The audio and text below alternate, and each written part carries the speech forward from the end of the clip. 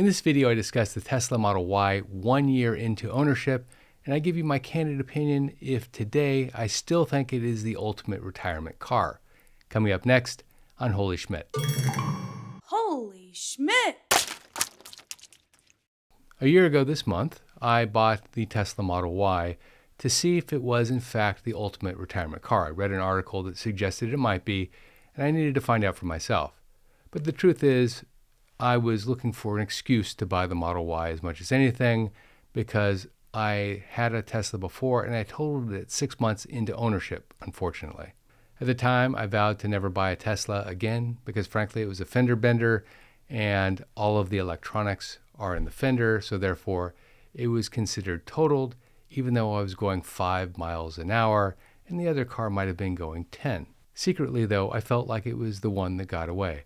The fun car that we each get one of during our life, and I only had mine for 6 months. So this all happened in 2019, and frankly, I went through COVID without replacing the car because there was no need.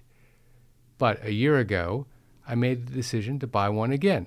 Elon Musk, in his infinite wisdom, decided to build a production model, the Model Y and the Model 3, both on the same frame, and things were a lot less expensive this time around.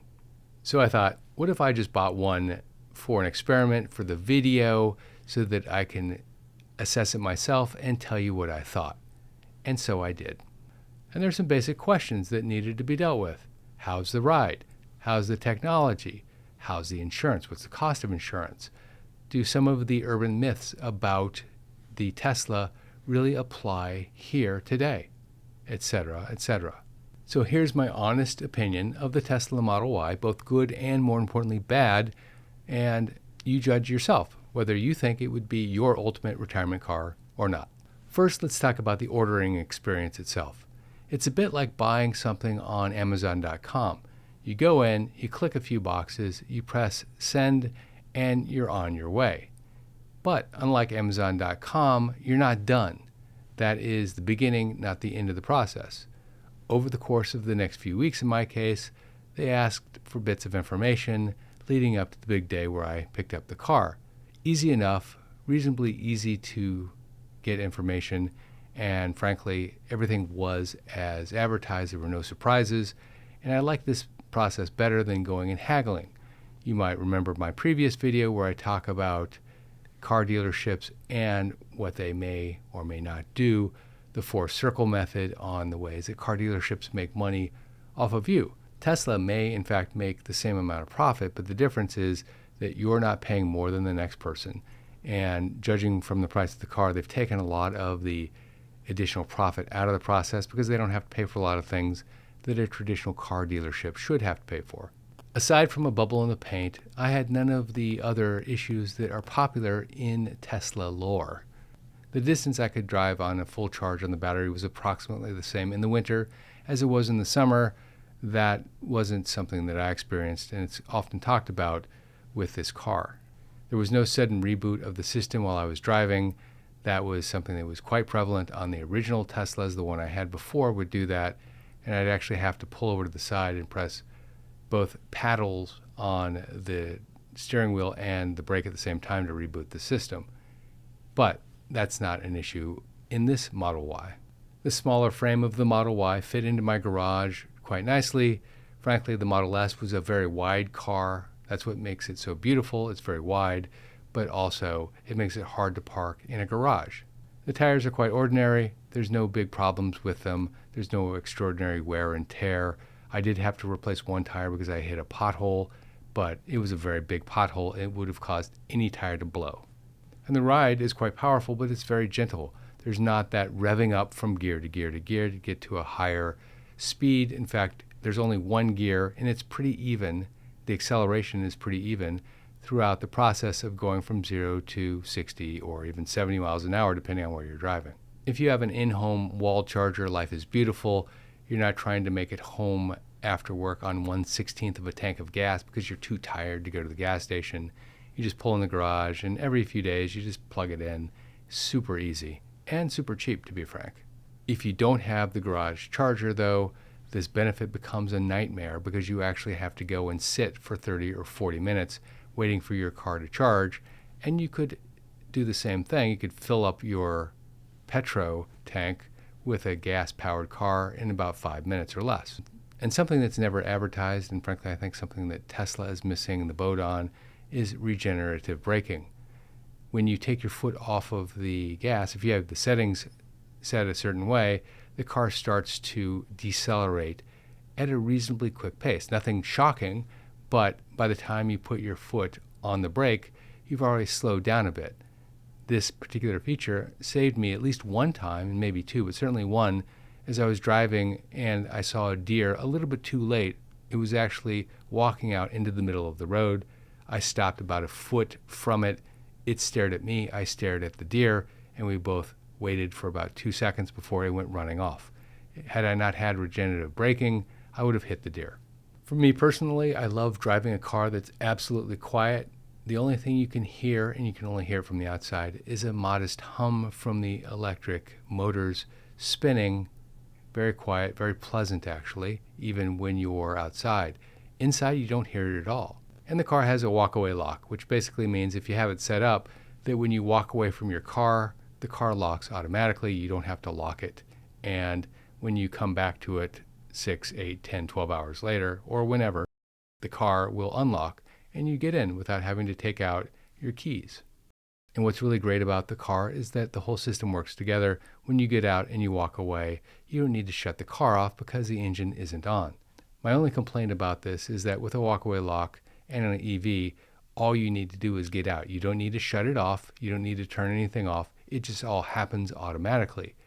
But if you go back to driving a gas-powered car, which I did one time, and you drive it to a place where you're going to leave it for any period of time, you could find that it's missing when you get back.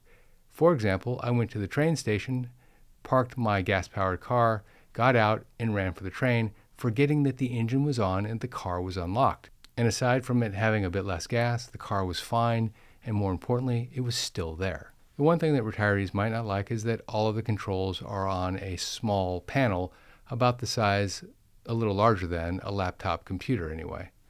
It took me 3 months to get used to the controls, and even now, occasionally I won't know where something I don't use every day is located because there are a lot of menus and submenus on the panel. Fortunately, Tesla makes it really easy for those that don't know where to go. You can press a button and tell it what to do, and it will do it. The one that is the obvious one is the defogger. The defogger, however, is all in, meaning if you tell Tesla to defog the window, it doesn't go on low or medium, it goes right to high, maximum heat. I also got the car with the white seats because I think that that's a classic Tesla look, and the advertisement is that they will never stay dirty. They can get dirty, but you can get the dirt off immediately. I found that to be true. I do a lot of garden work, and occasionally there will be dirt on the seats from the gardening, some of the plants that I buy at the local garden shop, easy to get off.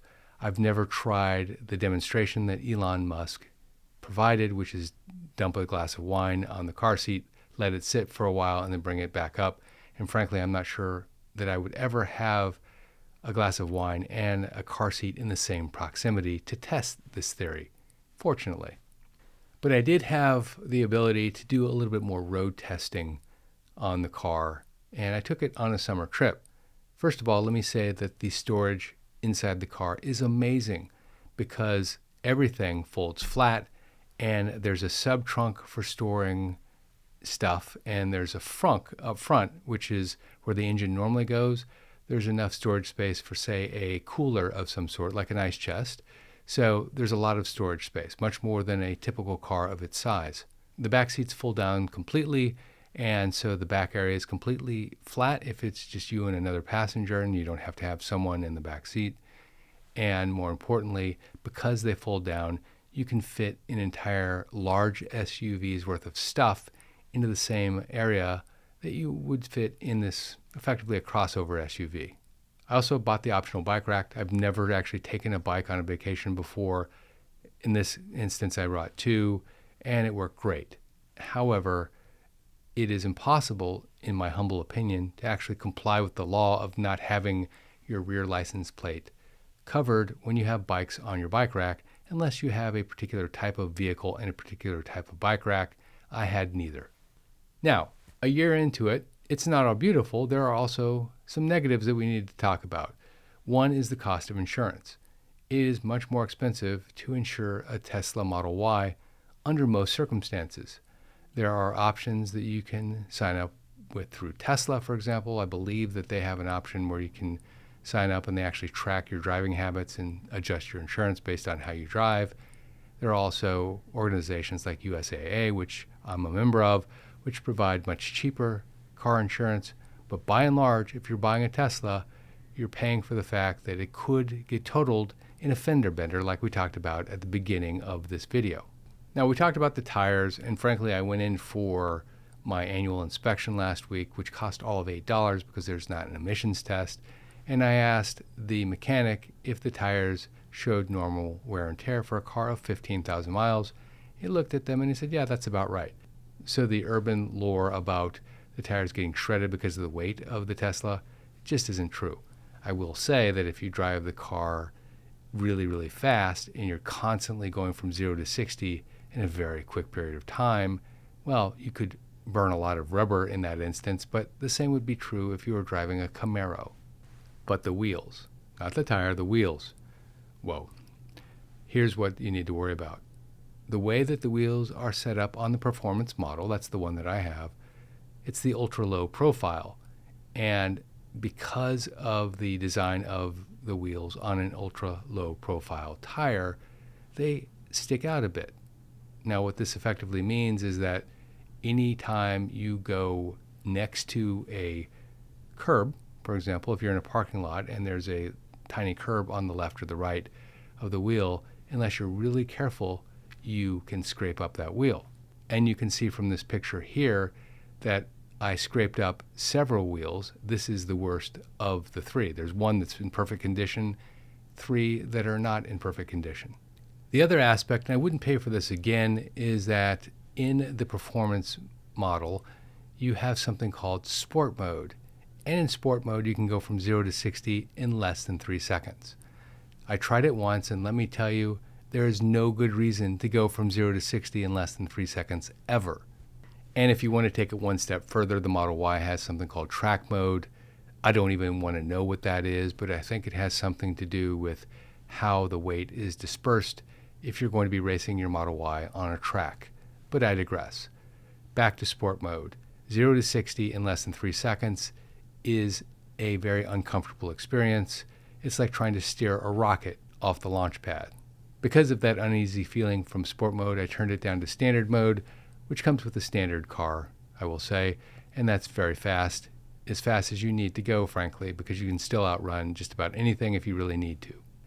So if I were to do it again, I'd get the long-range model, not the performance model, and I would also get the 20-inch wheels, not the 21-inch wheels. And on this long-distance trip, there were a few things that I noticed that are worth highlighting to you.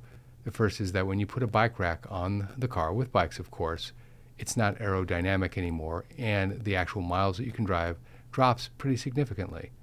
In fact, mine went down about 30%.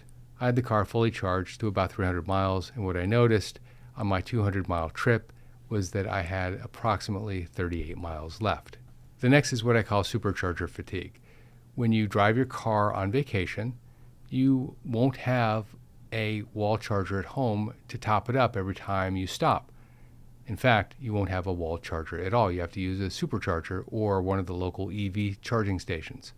The problem with an EV charger, non-Tesla charger, is it charges at maybe 50% of the rate of a Tesla supercharger. In this case, it was more like 25% of the rate. And the reason for me using the EV charger, by the way, was that I went to an island and there was no supercharger on the island, so I was forced to use whatever was available. Right off the island was an EV charger, and so 2 times on this vacation, I drove it off the island to the charger, but even there I was sitting for 30 or 40 minutes, and I had to do a little shopping just to pass the time. And that's fine, of course. That's the reason most of these charging stations are in the back of big department stores or big shopping centers, because they want you to be able to do something while you're waiting for your car to charge. But it's not the same thing as going 100 yards or 200 yards down the street to the local gas station. Next, full self-driving mode. Now, I made a comment on the original video from a year ago, which I'll put a link to at the end, by the way, that the full self-driving mode of my Model S left a lot to be desired. And I highlighted the fact that if I were driving and the car was taking a turn, it would take it in the middle of the road and my coffee would go flying, because normally people take a turn on the inside of the turn and they come out on the outside of the turn. But because the way that the full self-driving mode was set up back then anyway, it was at the middle of the turn the entire time. I made a statement that I didn't get full self-driving on the new car because of that, and had quite a few statements come back through in the comments section defending full self-driving. But fortunately, I was able to test full self-driving mode on the Tesla Model Y because Tesla gave a month free of full self-driving in April. And it was not great, at least for me. It still had middle of the lane syndrome, and more importantly, if you're driving in upstate New York where there are a lot of windy roads, you have a different problem, and that is they don't all look the same, and so the car will get confused. Some roads are just unmarked, and in those instances, Tesla doesn't know exactly where the lanes should be, so it stays to the right, which is absolutely fine. It's the safest thing to do. But in doing that, it doesn't recognize when a car is coming the other direction on a winding road that you're not about ready to hit that car, and it will brake very, very aggressively. That happened to me at least 5 times during the month of April. Also, if there's some construction in the road, the car doesn't necessarily know what's going on. For example, in my community, the town decided to put up a 4-way stop sign at an intersection before it was 2-way. And in doing so, there was a lot of confusion, so they put a lot of yellow and orange cones out for people to really pay attention, and they put stop signs all over the place. This is to train the residents, I suppose, that this is in fact now a place to stop, where previously it was not. The Tesla comes to the stop sign, kind of stops, inches forward a little bit, inches forward a little bit, inches forward a little bit, stops, and then slowly makes the turn to the right. If this was a community with a lot of residents, well, then it probably would know exactly what to do. But in situations where it's ambiguous, that's where the full self-driving mode doesn't do as well. But in the defense of full self-driving mode, if you're on the highway, it actually works very well. And if you're in a suburb, a well-marked, well-laid-out suburb, it works very well as well. And just to drive this point home one more time, I've had no issues with the battery. The battery performs exactly as I would expect it to. If you want to ask me again in a year or two if it's still the same, I'll let you know. But there was no degradation, and I've driven the car pretty hard over the last 12 months or so. So overall, am I happy? Yes. Would I do it again? Yes, but I would not get the performance package. If you want to see the original video, Tesla Model Y, Ultimate Retirement Car or Money Pit, check it out right here. Also, don't forget to click subscribe and turn on notifications so that you get alerted the next time I post a video. I post once or twice a week. This is Jeff Schmidt. Thanks for watching.